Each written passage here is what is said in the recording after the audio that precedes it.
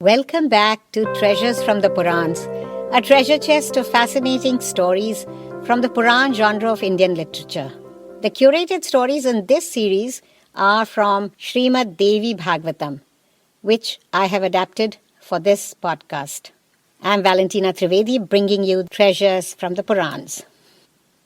श्रीमद्भागवतं पुण्यं नानाख्यानकवान्वितं द्वैपायनमुखोद्भूतं पञ्चलक्षणसंयुतं शृण्वतां सर्वपापघ्नं शुभदं सुखदं तथा इतिहासमिदं पुण्यं Kirtitam muni sattamaha.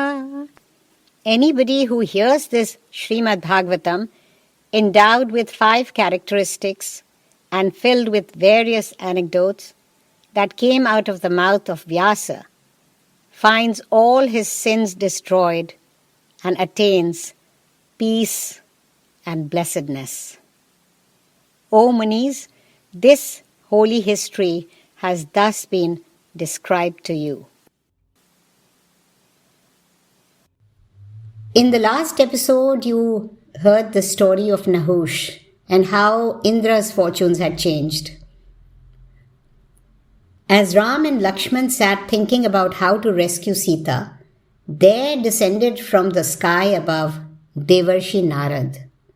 Sage Narad, Brahma's mind-born son, was an ardent devotee of Vishnu and roamed the different lokas or worlds carrying his veena, a string instrument, and reciting Narayan, Narayan.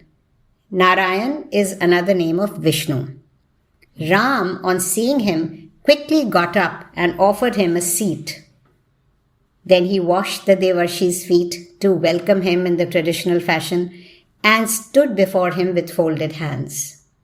Narad Muni asked Ram to sit beside him and then said, O descendant of Raghu, why are you grieving like an ordinary mortal?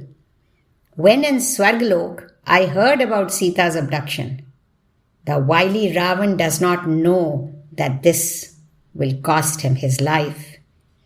It is for killing Ravan that you have taken birth, and that is the purpose of Sita's abduction. O Raghav, he continued, in her previous birth, Sita was a sage's daughter. An ascetic herself, she practiced great austerities. While she was engaged in deep meditation, one day, Ravan came to the ashram and saw her. He immediately expressed a wish to marry her. She reproached him, but an arrogant Ravan caught her by the hair. The young ascetic was enraged and felt polluted by Ravan's evil touch. So she decided to end her life. You villain, I will be born on earth again, and not from any womb this time, for the sole purpose of causing your ruin and destruction, she told Ravan. And so saying, she left her body. O tormentor of woes, said Sage Narad, after telling Ram the story, what Ravan thinks of as a garland is actually a serpent which will cause the ruin of his clan. Finding Ravan difficult to be subdued, he continued, the Devatas prayed for his destruction. You were born as a result of their prayers, as an incarnation of Hari, beyond old age and death. O Mahabaho, he said. Mahabaho is mighty armed. Have patience. Sita Devi is constantly thinking of you. Indra, the king of the Devatas, sends nectar and milk of the heavenly cow Kamdhenu to her every day. The lotus-eyed Sita lives on that alone. O best of the Raghus, he continued, to be able to kill Ravan, you must do as I say. In this month of Ashwin, fast for 9 nights silently repeating the mantra of Devi Bhagavati, performing Homa and the sacrifice of an animal. If you do all this properly, all your desires will be fulfilled. In ancient times, Brahma, Vishnu, Shiva, and the Devatas have all worshipped the goddess Ma Bhagavati like this. Anyone desiring happiness, especially those people who have fallen on difficult times, must worship the Devi thus to end their troubles. O noble one, sages Vishwamitra, Bhrigu, Vasishtha, and Kashyap have all worshipped the Devi in this manner. When someone stole away the wife of Brihaspati, the guru of the Devatas, he too, by performing this worship, got his wife back. Therefore, O Raghav, you too perform this worship to kill Ravan and rescue Sita.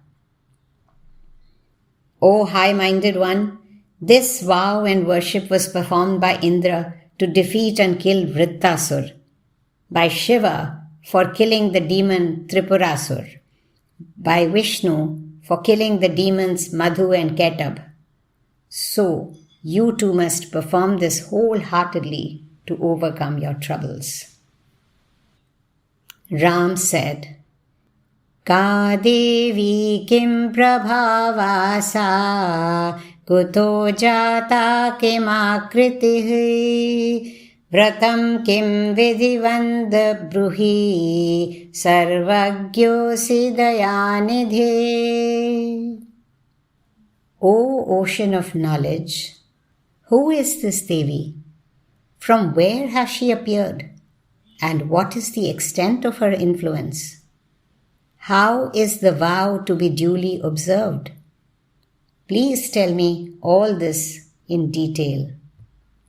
Sage Narad replied, Shrunu Ram sada nitya shaktiradhya sanatani sarva kama prada devi pujita dukhanashini. O Raghav, the Devi is the eternal, ever-constant primordial force. She is the source of Brahma, Vishnu, Mahesh, and all living beings. Without her force, no one can move even a limb. That supreme auspicious goddess is the creative power of Brahma, the preserving energy of Vishnu, and the destroying force of Shiva. Whatever exists in this infinite universe, whether temporal or eternal, she is the underlying force behind it all. How then can she have an origin?